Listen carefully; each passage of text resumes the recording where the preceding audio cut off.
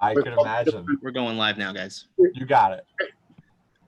Just letting you know, a few seconds. We'll be Cool.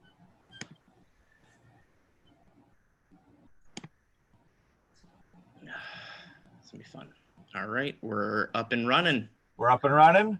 Welcome back to Tropicon Live. We're here at the start of our next panel.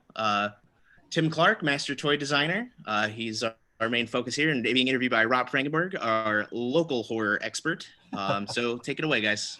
All right. So guys, we're here with Tim Clarke, master toy designer, puppet fabricator, designer, and even earned the title King of Gross. So I wanted to, first of all, Tim, thank you so much for coming on today. We really appreciate the time and everything. We know you got a busy schedule. Now I want to give everybody a little bit of history really quick with Tim. Tim's been over 30 years of inventing, designing, and sculpting some of the most unusual toys ever marketed in the US and abroad. Obviously once known as the King of Gross after co-creating in the 80s Sectors and Boglins. Tim now launches his new line of horribleness, which we're going to talk about, the Totems. He has also created toys for Melissa and Doug Toys, EK Success, Hasbro, Mattel, Kenner, just to name a few. Tim, you are, as far as I'm concerned, a giant in the industry. You've worked with some of the best, you've created some of the best. And it was really cool digging through. I was looking through your Instagram yesterday. And You're it was only really saying cool. that because you haven't met Mr. Potato Head. I haven't met Mr. Potato.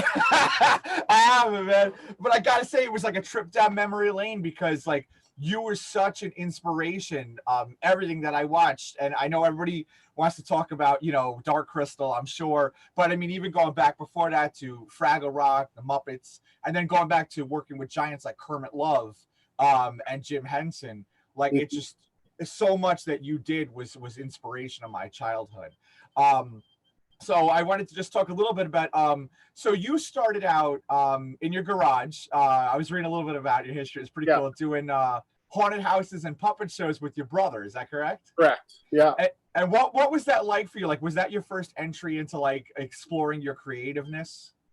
No, I mean I was sculpting and making things since I was, you know, in first, second grade. Okay. You know, drawing, you know, from very early on. I was lucky because my uncle worked for a publishing company, so he used to give us the end reams. Oh wow. Of paper. So we always had a lot of paper, my brother and I and my sister, to, you know, draw all the time, anytime we wanted. And, you know, thank him for that, you know. Yeah, man. Because, and I have to say both my parents encouraged us to be creative. My mom was, you know, a frustrated artist, I guess you'd say. Her parents didn't encourage her. Yeah. Her mom didn't. And so she was very open to us, you know, expressing ourselves and doing creative things. And, you know, all through, you know, grade school, I remember with some of my buddies in the neighborhood, we built a tank in my backyard. Wow. And we built it out of corrugated cardboard boxes and a wooden crate. And we got a hat box to make the turret at the That's top. awesome. We got a cardboard tube from a rug, you know, store up the road, and we painted it to look like it was camouflaged, and then we would reenact, you know, World War II scenes in my backyard. And so, yeah, we you know, I was always doing something. And, that's awesome, man. And then doing puppet shows also in my basement too. That's so cool. What were some of your first puppets? Like, were you into the rods? Were they marionettes? Like, what kind was your first type of designs? I had both hand puppets that were made by Stife. Okay. And I still have those. Really? And funnily enough, Jim Henson did a video about puppets and, you know, how kids could start, you know, working with puppets. Yeah. And I think it's on YouTube. And he holds up the same Stife bear hand puppet that I had as a kid. That's amazing. An example of different types of, you know, puppets. That's amazing. So, and then I also had Pelham puppets, which were marionettes that Yep. I used to do marionette shows. And I don't know if Pelham is around anymore. You know, I haven't seen anything from them in a few. you can find them on eBay, but I don't think they exist anymore. And it's too bad because they made some great stuff.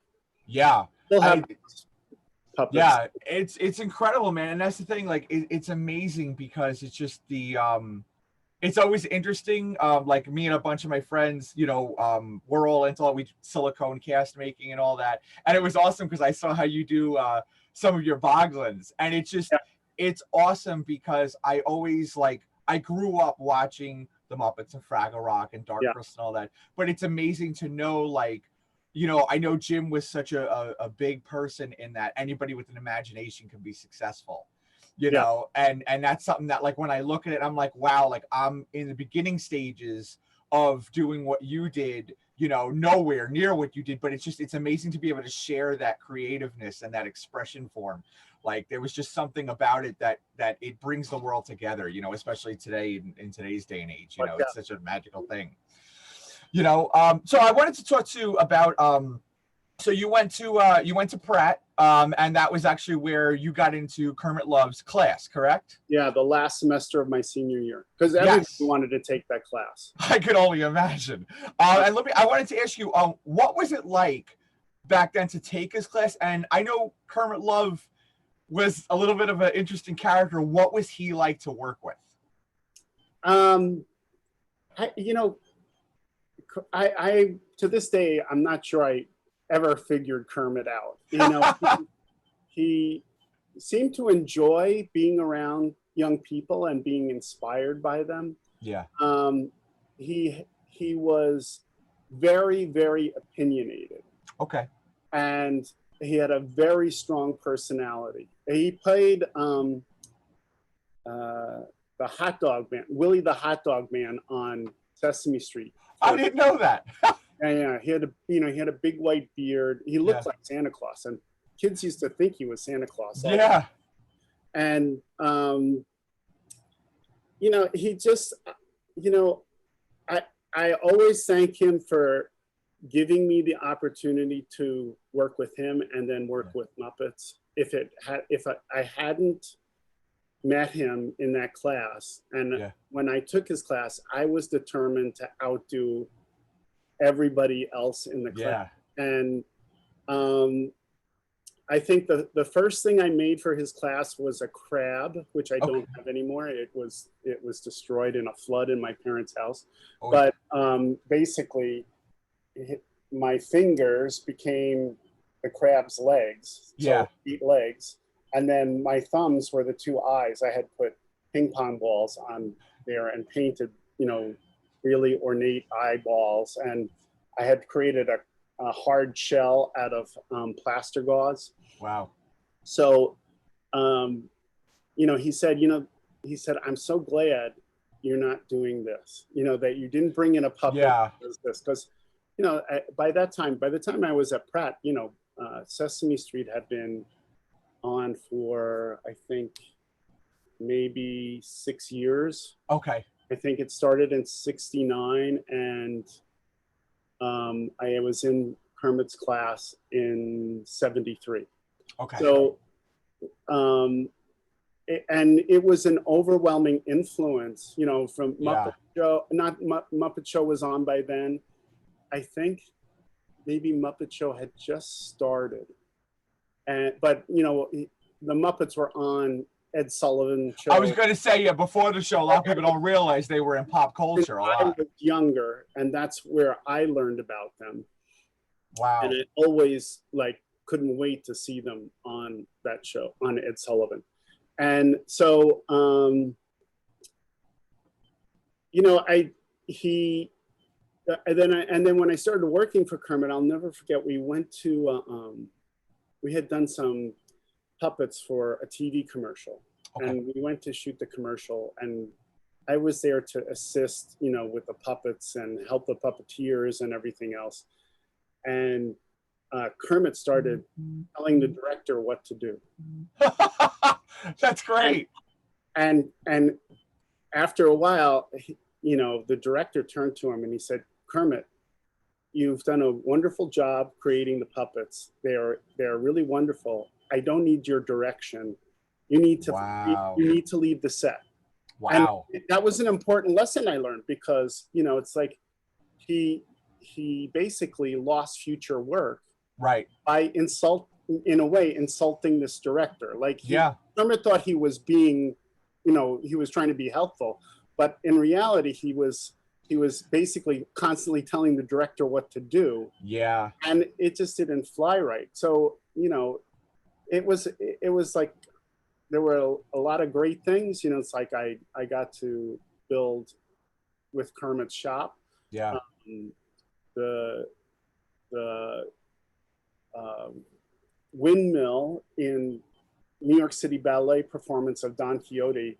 I was just going to say, a lot of people don't know how influential Kermit was in the Broadway scene. A lot of people they're like, oh, and ballet. That was his prime area. It wasn't puppets before that. He was known for being a costume designer and worked with Joffrey and New York City Ballet and Twyla Tharp. All of Twyla Tharp's costuming or clothing was designed by Kermit. So, you know, that was his main area, really. And then Kermit had designed with his lover. Okay. His name I can't remember right now. A costume for New York City Ballet using spiral boning for the body. Wow. And somebody told Jim about Kermit. I think it was Don Celine said, you know, you should meet Kermit Love, because he's doing some really amazing things with very lightweight costuming for ballet dancers. Yeah. So that they can move. And that spiral boning is what created the body for Big Bird and for Snuffy. So that's incredible. So, you know, it's like, in many of the things that, you know, the great advantage of working at Muppets was working with people who had been designing and building things for years. They weren't all just, you know, had just started at Muppets. So right. Like, Don, of course, had done work for George Powell, who did a lot of amazing stop motion animation and movie. And Foz had worked for Bill Baird. Wow. Making marionettes for Bill. Yeah. And he had just did incredible mechanisms, you know, handmade mechanisms. And Foz always had an interest in radio controls and took that concept and brought it to Muppets and making radio controlled puppets. Wow, I didn't know that was where it started. So I got, you know, and Foz's father's father was actually the last pipe organ builder in the US. Really? And since Foz was his son, he had to learn the process of everything, you know, like, you know, making the pipes, carving the wooden pieces, you know, just all this stuff. Wow. And his hand skills were just amazing, you know, just flawless and amazing. It always surprising me. I'll never forget, like, and he used to say to me, Tim, if you're going to make a mechanism, keep it simple. Because if it breaks on set and you can't fix it quickly, it's costing a lot of money and a lot of time, and Jim won't be happy. I can imagine. Yeah, and one time he called me into his studio. He said, "Come here, you got to see this. It's really cool." And I'm going, "Okay, Foz," you know. So I walk in and he had made this little like bird character sitting on a piece of wood. Okay. And had a central rod in it, and then it had a universal joint in its head, so it could move its head around in different directions. And then it had wings made out of feathers. Okay. 2 pivot points. Yep. And he said, "Now watch this." He goes, and he's like, he takes one of those air cans that you use for cleaning your computer keyboard. Yep. And he goes underneath the bird, and he shoots the compressed air up at the wings, and the wings just went up and then down and up and down. And he said, "Look at how great this is." He said, we shoot this, right, with the compressed air. the wings flap really beautifully and naturally, and there's nothing but the joint at the shoulder, and that's it. Right. You can go wrong, you know. Yeah. Not non-fail. You know, Foz, you're brilliant. Yeah. And I have to say, years later, when I was working on Uncle Traveling Matt. Yeah. Where did they go? I have a little Funko Pop of Matt. Oh man. Yeah. So. Oh man. His mustache was fur fabric and feathers. Okay. Wrapped around two little rigid nylon rods. Okay. And inside his nose, the two rods were connected by a piece of rubber tubing.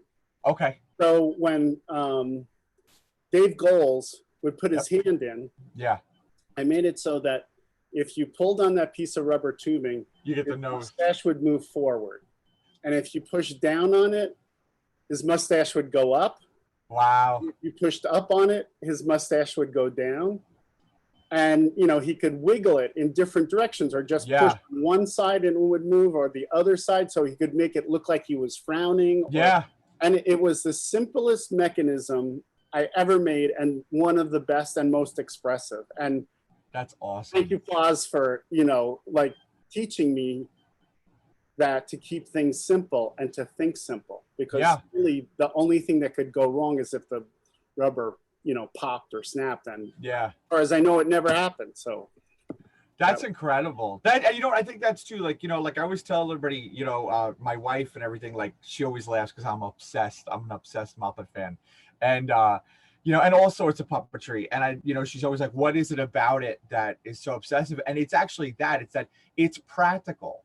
You know, when you look at all the stuff now that's all digital, like it's great, but there's just something about, I mean, like when you go look at the days of Stan Winston, another one that I absolutely love, you know, I mean, his obviously pneumatics and all that hydraulics with the T-Rex in Jurassic Park, but there was a 40-foot T-Rex sitting on the road, you know, and it's amazing because that is why Jurassic Park to this day still stands up, because it's all practical.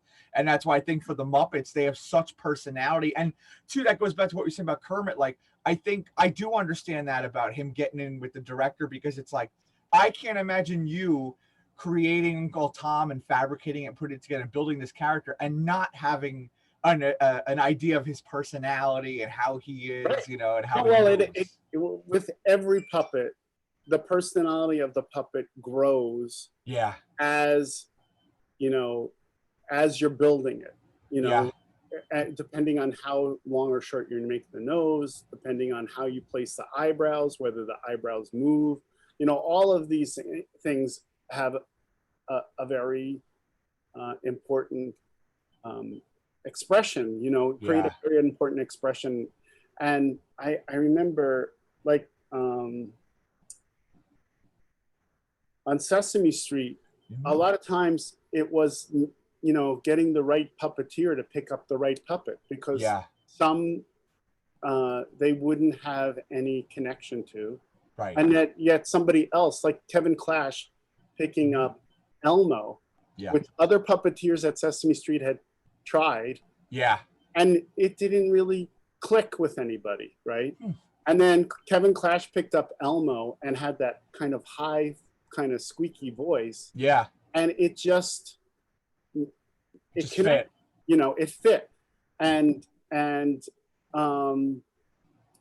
remember Marty Robinson telling me this, you know, that it was amazing how all of a sudden this kind of puppet that was on the sidelines became this very, very important character. That's great. Because of the connection Kevin ended up having with it. So that's incredible, man. And I just want to go, just so everybody understands too, by the way, Kermit Love, when I talk about Kermit the Frog, I know we have some people that are watching. Kermit Love was an influential, amazing puppeteer and designer. For many of the mainstream people, you'll know him as the creator behind Big Bird, Oscar the Grouch. He was an incredible. No, he didn't create Oscar. No, it was Big Bird. It was just Big Bird. Big Bird, okay. And then we did a lot of puppets for Sesame Street. Right. Okay. Around the world, we did stuff for Germany and Mexico and Kuwait and you know, all kinds of countries. But Don Celine did Oscar. Did Oscar, okay. And Carol Spinney would only use the one that Don created, because Don, there was a big, you know, controversy at Muppets. You know, there were very traditional costume people who were used to making patterns. Right. Well, Don didn't work that way. He just built, you know, he cut the fabric and built. So things were not symmetrical. And I mean, if you look at like Grover and Oscar, their jaws are not, you know, like evenly lined up. Yeah. You know? But that's what makes them very, very expressive and unique. And Carol would only use, they had to keep rebuilding that Oscar and patching him up, and because other people tried to build Oscar, and Carol would just say, no, it doesn't, it's not right. It's not right on my hand. Wow. And it was the asymmetrical part of it that made it who Oscar was. That's incredible. That's incredible. And I would say one of your, I'm going to try to say this right. One of your first jobs was No Man and Melsoon for the, was it? And Melsoon, And that was Sesame Street in which country, their version? Kuwait. That was the Kuwait version. And that was 1977? I think it was? Yes. And then Kermit, if I'm correct, introduced you to Jim. No, what happened was Kermit would get work and then we wouldn't have work. So I built the fly hand puppet. Right. For Sectors in my downtime in Kermit's workshop, because it's like, you know, there were sometimes a month and a half when there was, you know, nothing to do. I would just build stuff. And after working for Kermit for a year, I went to see him at Pratt because I wanted to ask him for an introduction to work at Muppets. Yeah.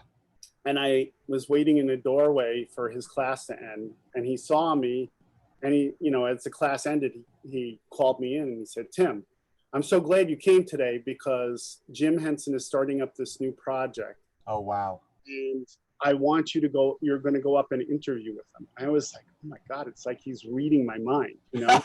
That's great. And so I said, okay, great. And he said, you're going next Thursday. He said, get all your puppets that you've been building, take them up there, because I've already told them the kind of stuff you've been doing. Wow. And go up and show him all the things you've been building. And that's it. And so I was living out on Long Island in my parents' house at the time. Yeah. And because I couldn't afford to live in the city. And I was trying to figure out, oh, great, well, now what am I going to do? You know, where am I going to put all these puppets? Because like one of them was a dragon that went from my hand across my head to my other hand. So it was like, you know, almost 12 feet long. And, and I had no, you know, trunks, you know, to put them in or so I just stuffed them all in garbage bags. And I got on the subway with all these garbage bags, and people thought, I'm like, what's with this guy, you know? Like, and they backed away from me. That's awesome. I went up to the studio and I went to the Muppet workshop, and they buzzed me in, and I went upstairs with all my garbage bags, and I said, hi, I'm Tim Clarke. I'm supposed to be meeting Jim. And they said, okay, you know, bring your stuff in, just wait over here. You know, he'll be here in a little while. So I just sat there and I'm looking around the workshop, looking at, you know, people working on puppets and stuff. And then Jim came in, and I just started pulling stuff out of the garbage bags. And he said, you know, it's like, he said, I really like the fact that you were basically what Kermit had said to me, that you're not using, and here's the fly that. Yes, we're going to get to that too. That's our next segment. That's awesome. Bring that out. Just making hand puppets with mouths that moved. Right. That I was thinking about how I would use my hands. In different ways. So my fingers became his legs. So great. And then I took ping pong balls and I put this, it's like a silk fabric that the threads are in opposition, red and green, and it's not probably not going to go up well on here. And it's also on his wings. Yeah. And I cut polyethylene foam and put magic marker on it, and then painted some of it to create. That's great. The back piece, so it's flexible and it moves. And I would go to Halloween parties and just rest it on people's shoulders, and they would go. That's great. Or I'd take his proboscis, and stick it in their drink, and they go, that is disgusting! Awesome. Don't do that, So it just got such a great reaction, and then. When I remember showing this to to Jim, and he just said, this is really wonderful. He said, you're going to be perfect for what we're going to be doing for this new movie project that we're working on, and blah, blah, blah. And then I just kept on showing him, like the dragon, and I had done a sea anemone puppet. I was going to say, because that actually went to be the inspiration for the ones in the movie, right? Yes. The sea anemone and the construction of it. Sherry Amott and I ended up taking that concept of making these long foam fronds, gluing it not just to a hand puppet, but to somebody's entire body. Yeah. And so when Jen is climbing through the rocks, and you see these orange things that just like are sitting still, and then as he climbs up, they roll. Yeah. Those were puppeteers in full body suits. That's amazing. Pieces of foam all over them. And it was funny because Ed Christie, who later on went to head the Sesame Street. Yeah. He had no idea that Sherry and I had created the very first one of those. Really? In New York, because we had left to go to work in England. Right. And the Sesame Street crew stayed in New York. But they needed all those suits built for the movie quickly. Wow. So they got everybody in the New York shop in their off time to build them. And he said, oh my God, Tim. He said, the smell of glue, spray paint, and he said, we were all high as a kite building. He said it was awful. We could not have enough fans to move the air. That's so funny. I mean, every single one of those foam pieces had to be hand glued and then hand painted and then hand glued to the bodysuits. Right. So it was a lot of work. I mean, people have no idea the amount of work that went in. I mean, for anybody that doesn't know, by the way, Tim's referencing the movie that he went and auditioned for is The Dark Crystal. Sorry. No, that's okay, man. It's good. I got a whole thing on that. Which now let me ask you a question, because this is something I was really curious on. So with the sea anemones, what's like a work time for you on one of those puppets? Like, is it weeks, days, months? Like, what's your turnaround time? Everything is different. Like the Mystics themselves. I mean, I made several of them till we got just the heads. Right. We made several of them before we, Brian and I got on the same page as to what they should look like. Actually, I have this guy here. This is a oh man, that's a fiberglass head. Yeah, this is Urza, who was Jen's master. This is a fiberglass casting that was done for the traveling shows. Wow. Wow. This was given to me, a few years ago, because that's incredible. There's not many of these in existence. No, I can imagine. You have one. Actually, I was going to get to that. There is one in Smithsonian, right? I believe. There's one now at the Museum of the Moving Image in Queens. Yep. I'm not sure that there's a full Mystic there. No, I think it was just either there was a head cast or one of the hands. Yeah, I have that too here. That's incredible. Let me see. I got to get this on. I saw you found one of the hands. I believe it was in your attic. No, this is one of the few things that I kept because I wanted to remember how I had strung it. I didn't want to forget how I had done the strings, because they're in a very unique formation in how the lines. There was a piece of rubber tubing that went through the center that created the tension. Unfortunately, rubber tubing is rotted out now. So yeah. Flex. But then Wow. the lines go in a very specific pattern to create the tension as you're opening and closing your hand. Wow. To make it move. So I didn't want to forget how I had strung this. Yeah, that's incredible. You know, it took a lot of testing back and forth to get the tension right. Yep. Across the top of your knuckles to make this move. Wow, that is awesome, man. Yeah. Wow. Now, funny enough, I think there's a rumor that's online that I wanted to ask you about, that hand had a little inspiration from Dick Smith's hand, if I'm correct. That yes, he only had Dick Smith. He had an accident, right? Yeah, Dick Smith had his wedding ring on. Yeah. And he was on a set and jumped off the back end of a truck. Yeah. And his wedding ring got caught on the back end of the truck, and the truck was still moving. And it literally ripped his finger out of his hand, and they had to rush him to the hospital. What? When he got there, he said to the doctor, "Look, I don't want you to just," he said, "I want you to remove the entire bone all the way into my hand and then bring it so that I have, 1, 2, 3." He said, "I don't want to have this stump there." Wow. And so he had a three-fingered hand. Wow. And so I took photos of him as reference. Plus, by that time, like now I look at my hands and my hands are starting to look like Dick's, because older than I was, and he was starting to get, a little bit of arthritis, and his skin was wrinkling and he was getting huge spots. So, and Dick loved it, like he loved that I asked, like, can I take photographs of your hands for reference? Wow. So, that's incredible, man. Yeah. Now, I do want to get you, because I know everybody probably always asks you about Dark Crystal and the Muppets and everything, which we're going to get to, but I want to talk about sectors, because these are awesome. These are really cool. So, guys, I just want to give you a little gist. The figures and they had their insect companions were packaged together in a window box with weapons, a mini comic book, and instructions.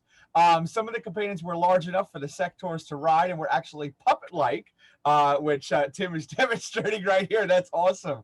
They had the Skull Soldier guys, Dargon, Mantor, the Royal Guard, General Spidrax. These were really cool. And now, funny enough, I was reading, if I'm correct, that you went in with the puppets and the action figures were actually something they had like on the back shelf or something that they added to it. Right? No. What happened was I was meeting with Seven Towns, who was a represented inventors in New York City. Okay. At Mary Mass, we were, Maureen Toronto and I would bring in different concepts for toys. Yeah. And I pulled the fly out of my bag. Yeah. And he looked at it and he said, "Oh, this is great." He said, "I love this. This is the way it moves and everything else." And he said, if we just put action figures on the back end of that, we could turn it into this great action figure line where the kid actually will control the action figure, creature. And that's so cool. So it isn't like it's something that you just manipulate, that you are actually become the monster, or the creature.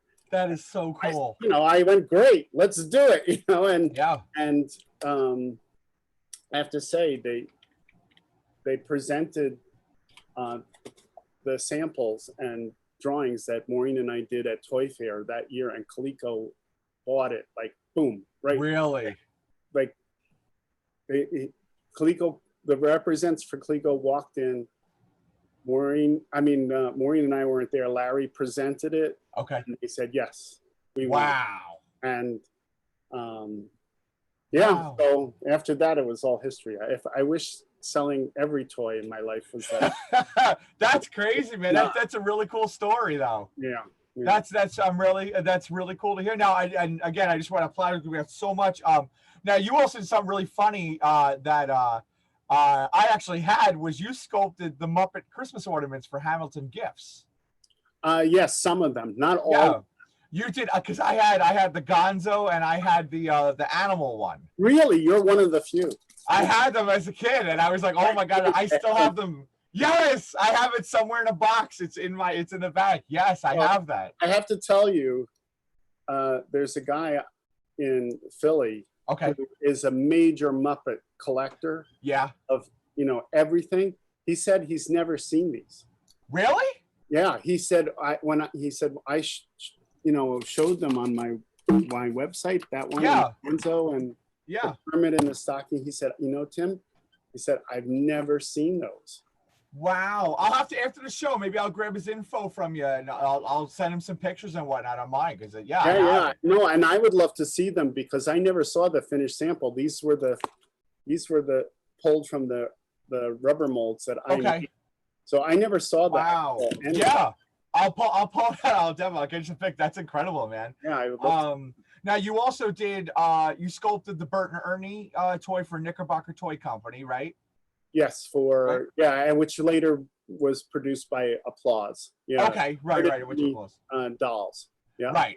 And then so now going into Muppets. Now there's a really funny story about Muppets. Was if one of your first jobs was dyeing Snuffleupagus fur. Yes. And there was a story that you were walking around New York City with brown arms for a week. Yeah, because that was one of my first jobs working for Kermit.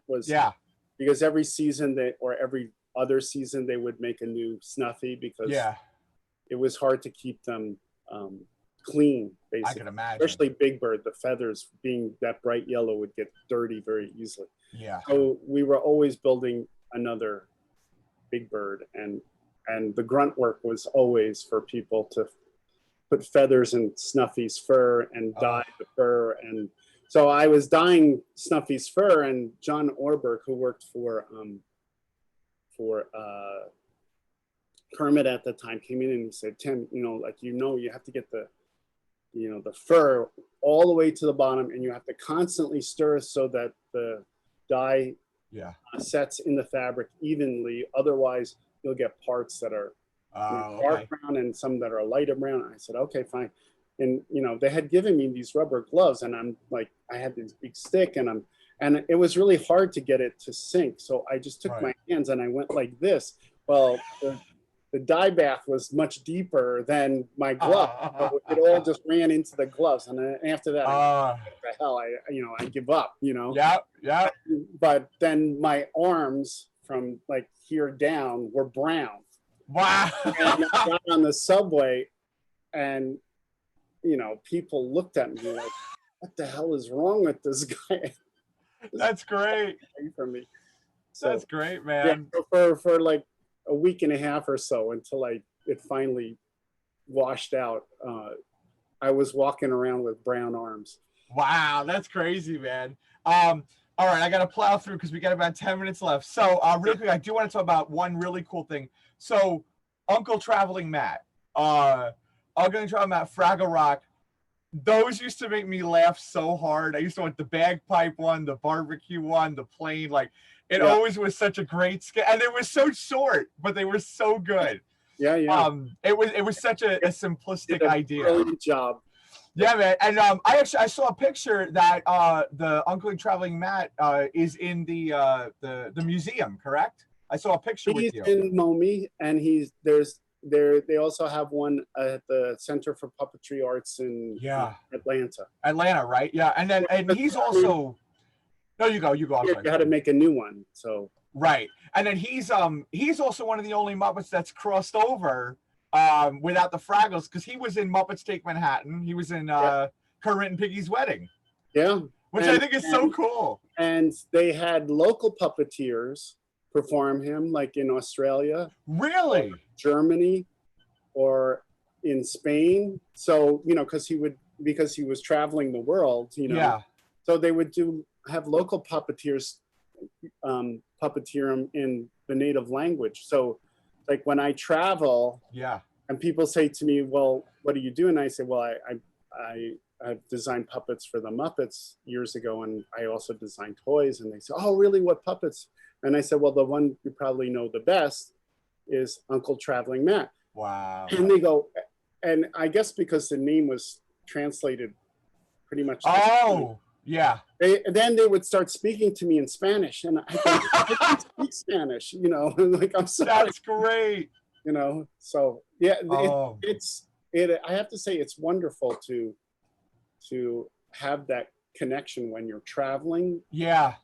To, you know, obscure places in the world. Like a guy recently, you know, contacted me online and he said, "Oh, I used to watch Nelman and Melsoon. It's so nice to find out who, you know, that's awesome." And, you know, so, and he was, I forget, in Egypt, I think. So yeah. That's so cool, man. You know, and it's funny because that's like I've done a few interviews and talked with Doug Jones, and it's so funny because he says the same thing about, like, it's cool because when you go place, he's like, nobody knows who he is because he's behind thousands of pounds of makeup. He said, but it is cool because he's been doing more roles where he's in his human form. He said, but it's so cool where you travel the world and people know you for what you did, and that's so cool because Uncle Matt was everywhere. That's amazing, man. Well, and it's funny because very few people knew who Jim was. Right. For many, many years, because they only knew the Muppets. They knew Kermit.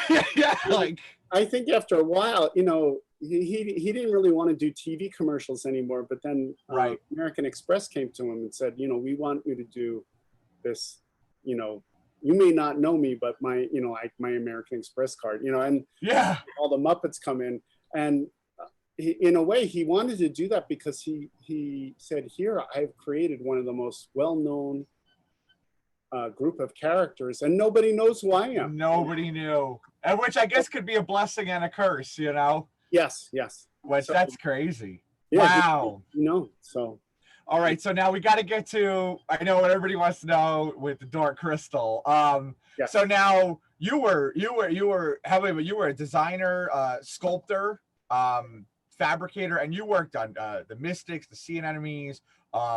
You did the Landstrider, the toys. I actually saw something cool that I was reading the other day. There was supposed to be a oh yeah, I was gonna get to that, the Gartham, which actually just while you have it there, I think the coolest thing is that is sitting on the Jim Henson's desk exhibit.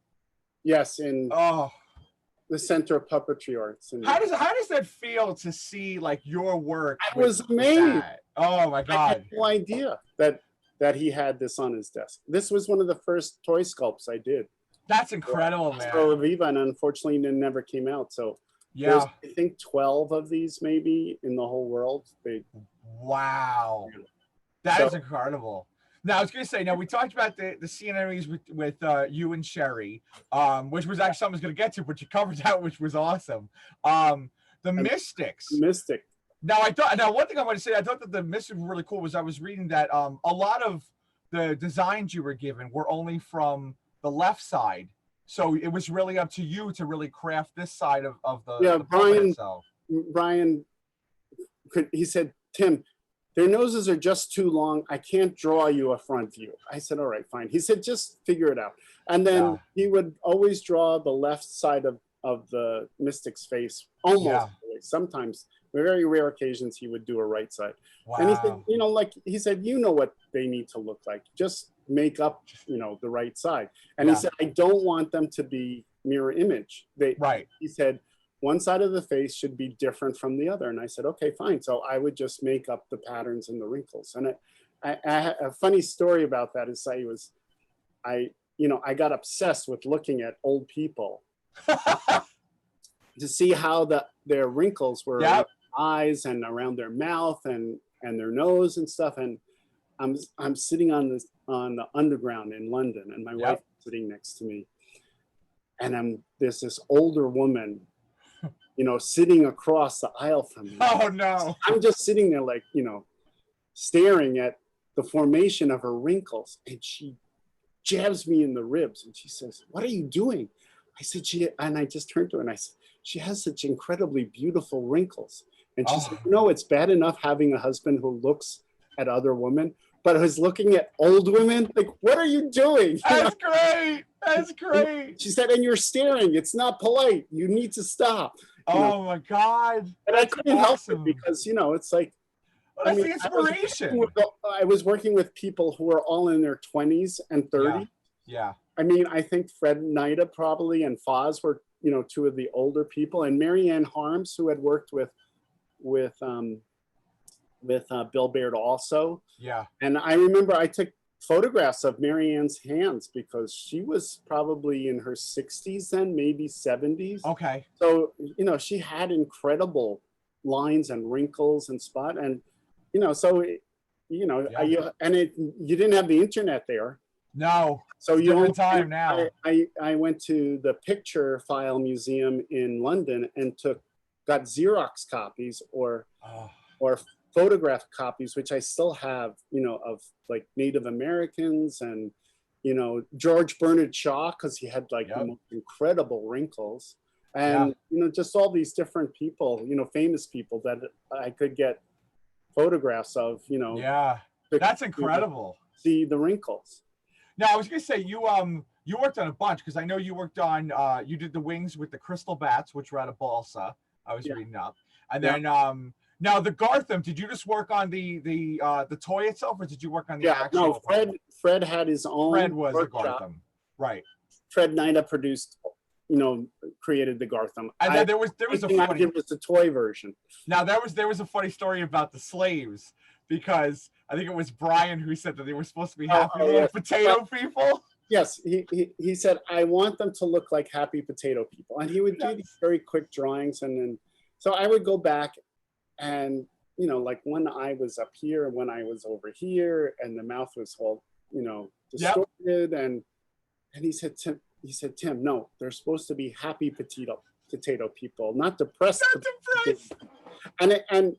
And I said, but Brian, you know, it's like, how do you make them look joyful when their features are so warped? Yeah. And, you know, like one eye is here, one eye there. He goes, go back and do another one. You know. So oh my God. I produced another one, and then he said to me, "Are you like feeling really down lately? You know, are you feeling depressed?" And I said, "No, not at all." He said, "Tim, do another one, right?" Well, then by the third one, he said, "All right, never mind. Yours are going to be the slaves." So, oh my God, most of the slaves in Dark Crystal are mine. Not all of them, but yeah. You know, a lot of them. No, that's cool, man. And then so I was gonna say one thing too. I got two more things, and then I'm gonna move on to the Boglins, because I want to get to those before this. Yes. Yeah, I know. That's why I do, because we got they're gonna get pissed off. Yeah, no. we got about 8 minutes left, so I'm gonna ask 2 quick questions about Dark Crystal, and then we're gonna do the entire Boglins for the next one, the totems. Yeah.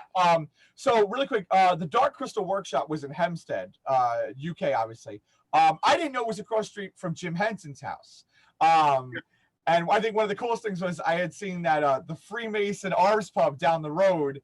That must have been an incredible place to be a fly on the wall with all of that talent and all of everybody there. Actually, there was another pub that was right on the corner near the workshop that we used to go to, but that one isn't there anymore. It turned into a store. Really? So, yes, we would go to the pub down the road also, but it was a little bit farther away. Okay. And you know, I think it's funny because when I went back in February and I was walking around the old neighborhood, very few people there even knew that the workshop was there or that Jim lived in that house.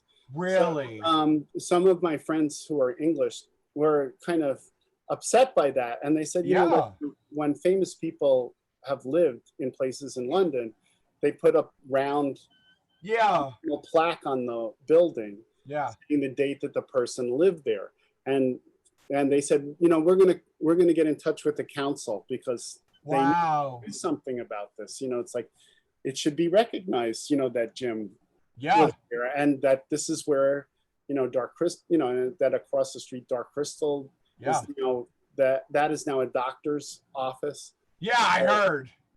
Yeah, so they said, you know, it should be recognized. It's too bad that people don't know.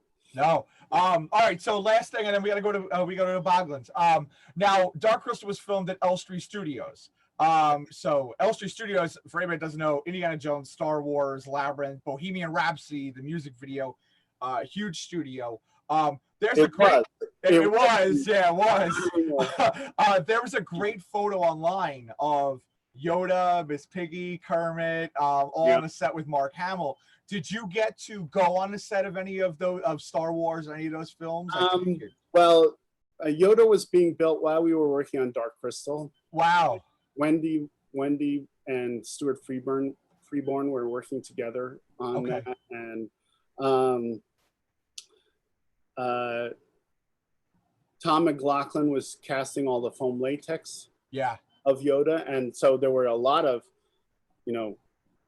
Yoda heads being tossed in the garbage, and my son to this day, Dad, I can't believe you just didn't go over and take one. Like, what were you, he said, but Bijan, it was work. I wasn't thinking about it. You don't know yet. Years down the road that there was going to become this, incredible, phenomenon. I mean, Star Wars was known by that time, but I wasn't thinking about it in the sense of collectibles. It wasn't, at that time period, it wasn't a big thing. Even like most of those movies, didn't necessarily even have toys come out with, that evolved later on, where you would have these huge toy lines created to go with wow. So let's go to Boglins. I want to get you in here, man. I want to talk about this. Here's an original one. Wow. And this has never been opened. That is amazing.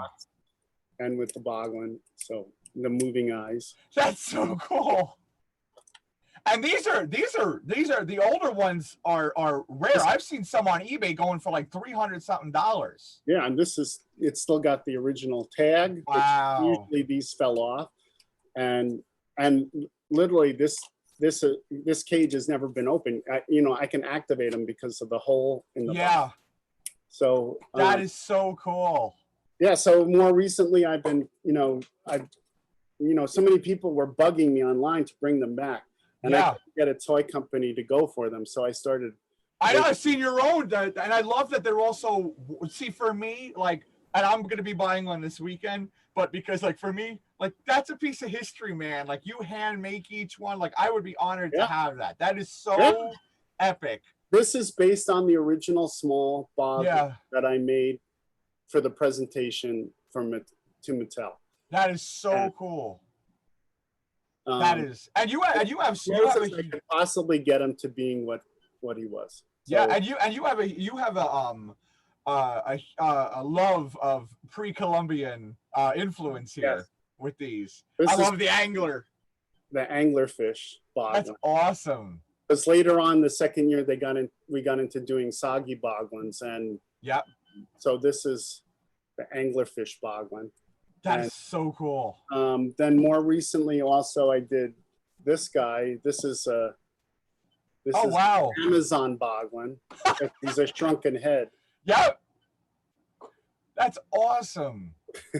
That is. I saw that you were at or your product was at a horror con not too long ago. You had a Beetlejuice one. You had a that was a special exhibit. Yeah, you had a Pinhead one. I was like, oh my god. And this is a one-off that I just did of a Cyclops, and he has the moving eyeball. That is so cool. I love the movement. It's just so expressive. Yeah, it took me a long time to get this material to, I worked with a plastics company on developing it. The original Boglins were made out of Kraton. This is a vinyl, but so I've been casting and molding these myself, and this is a one-off. I'm going to be selling him, this week sometime. I'll post it. I've lately, I don't know, I've been very busy, making a lot of Boglins. This is that's awesome. This one has glitter in the rubber, so it sparkles. That's great. And so, I've been doing all kinds of stuff.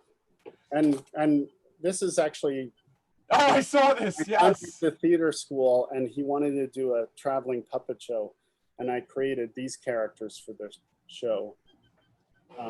It's a glove and rod puppet that I made, and I'm selling these also today. Those are awesome. And you just that's great.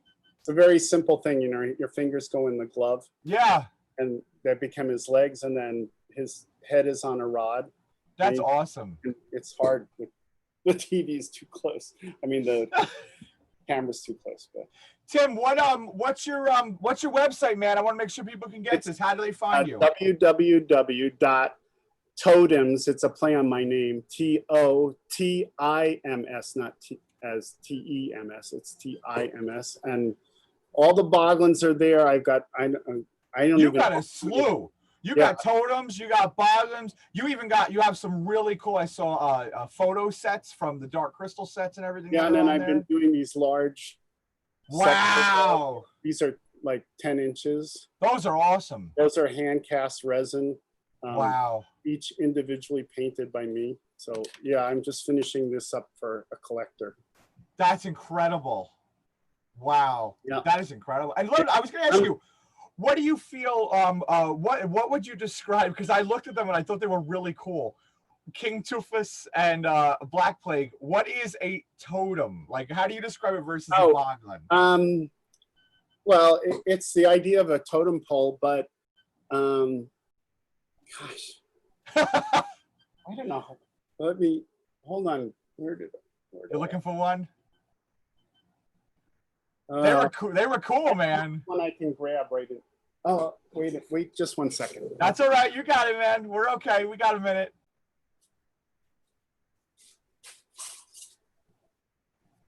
Here we go. He's coming. Got a minute. So there's oh, here we go. Wow. Flaws, and he's missing his hair. I gotta read that. And then this is a totem. Wow. And it's basically a totem pole, but it's not like Northwestern Native American art. It's more along the style of what I do, you know, the whole kind of gross, but it's really, it's hard to. No, the detail in there is awesome, super man. Detailed. Wow, and, look at all that. These are made out of Sofubi vinyl. Okay. So it's a little more rigid, and then each one is a separate. Wow. And it can be turned. That is so cool. The expression of what you see. Wow. This one is a glow in the dark one. Oh, wow. Yeah. That's so cool. So this is, you know, unpainted, and this one is painted, and then I put little details like the green eye. Love the eyes, yeah. Wow. Well, listen, Tim, we're at the end, man. We're at the end of it. But listen, I want to, guys, again, for everybody that's watching, please check out Tim's website. There's amazing stuff on there. The Boglins are awesome. There's so many. We can't even list them in the whole show. There's so many. Check them out. They're so unique, guys. Hey, listen, Tim, thank you again, man. The memories, everything, you know, hopefully we'll have you again for next year. I'm going to go get my my Muppet Christmas ornaments to show you in the next few days. I'll take them out. You're the first person I've ever known that actually has. That's so cool, man. I can't wait to show you that. They're probably a lot more valuable than you ever realized. I'm probably sure now I'm thinking of it, man. Hey, listen. You know, Chris Stultz, who is a major collector and was on some thing on Netflix about toy collectors. Yeah, yeah. And when I showed him mine, he said, "I've never seen those before." And it's like he knows every item that Muppets ever produced as a toy. Wow. That's great, man. Hey, listen, I'm going to catch up with you after this. Thank you so much for your time, Tim. It was a pleasure. It was an honor. Yeah. Nice to meet you too. You have a great day, man. Bye, Rob. Bye.